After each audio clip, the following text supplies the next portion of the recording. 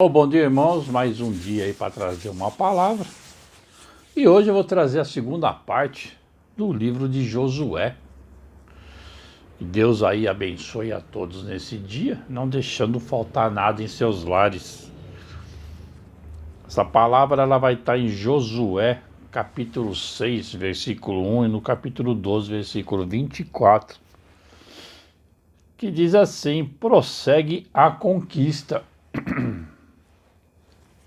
A cidade de Jericó está rigorosamente fechada. Ninguém sai e ninguém entra. Josué 6:1. Como capturá-la? Jeová dá a estratégia a Josué.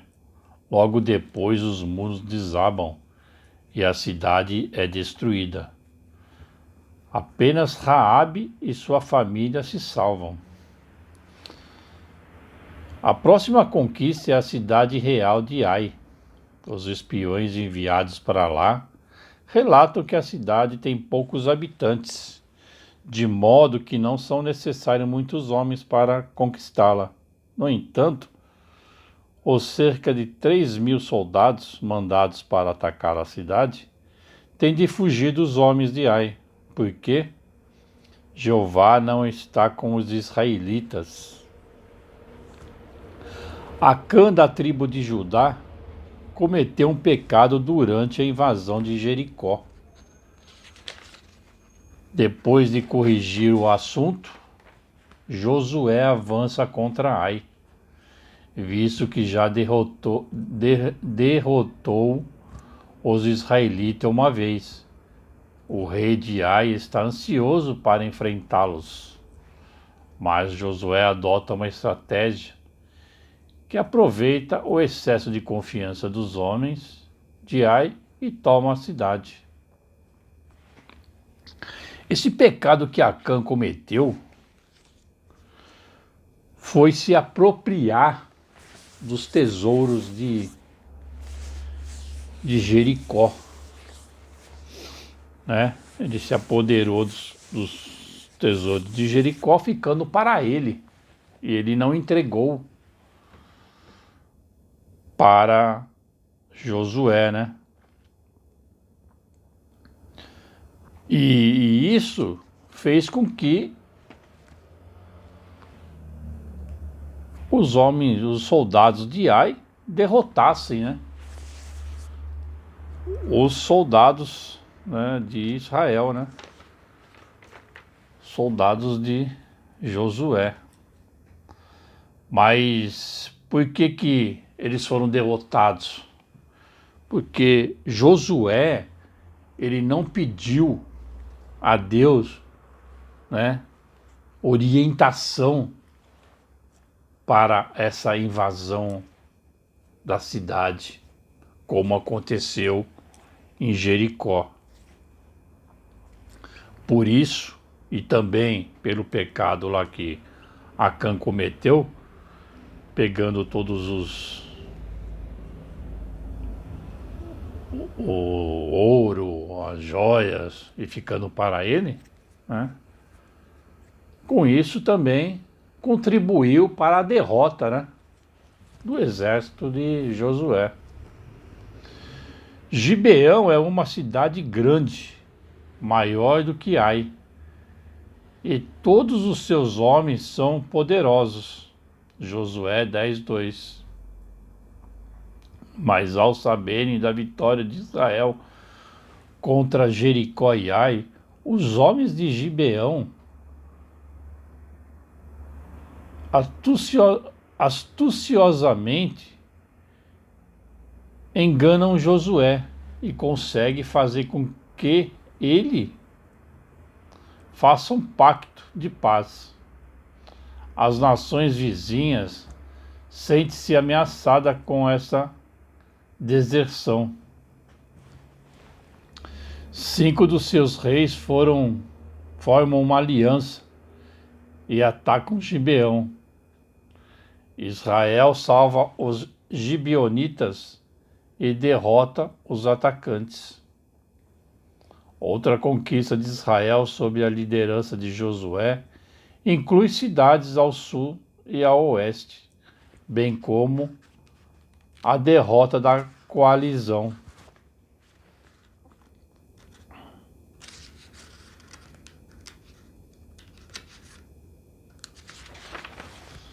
Dos reis ao norte. Todos os reis derrotados ao oeste do Jordão somam 31.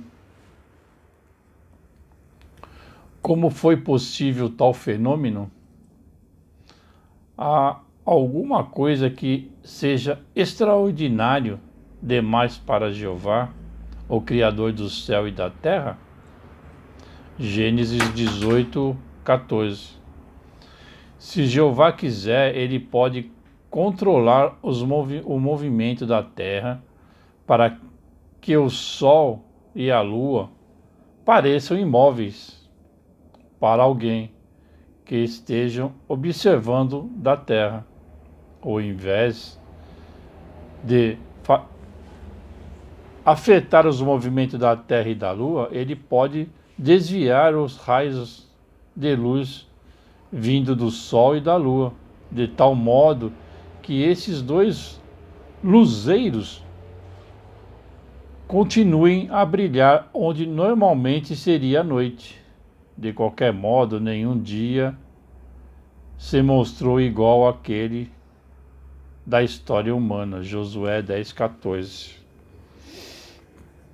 A maldição proferida por Josué na época da destruição de Jericó cumpriu-se uns 500 anos mais tarde. 1 Reis, capítulo 16, versículo 34.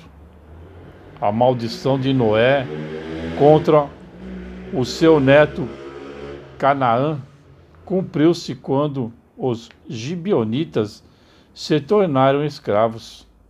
Gênesis 9, versículo 25 e 26. A palavra de Jeová sempre se cumpre. Alguns talvez consideram o roubo de Acã como uma falta pequena, raciocinando que isso não prejudicou ninguém. De modo similar, podem achar que frutos pequenos e infrações menores que a lei da Bíblia sejam insignificantes. No entanto, nós devemos ter a mesma determinação de Josué de resistir às pressões para cometer atos ilegais ou imorais. Temos de levar a sério os acordos que fizemos e cumprir nossa palavra. Então, tudo que aconteceu no passado aí, nessa época aí de Josué, que ele foi o escolhido, né, para suceder Moisés na conquista aí até a Terra Prometida. Aí teve todos esses problemas, né? Primeiro Jericó, depois Ai, depois as outras cidades, né? E foi assim até chegar na Terra Prometida, né? Derrotando todos esses inimigos. Mas se não fosse a orientação de Deus, Josué não tinha conquistado todos esses méritos, não tinha conquistado, né, derrotado os exércitos dessas cidades, destruindo essas cidades aí, que eram umas cidades pagãs, né? Uma cidade que elas idolatrava ídolos pagãos, né? Acreditavam em outros deuses, né? Deuses fictícios, né? Mas eles acreditavam nisso, né? faziam sacrifícios humanos.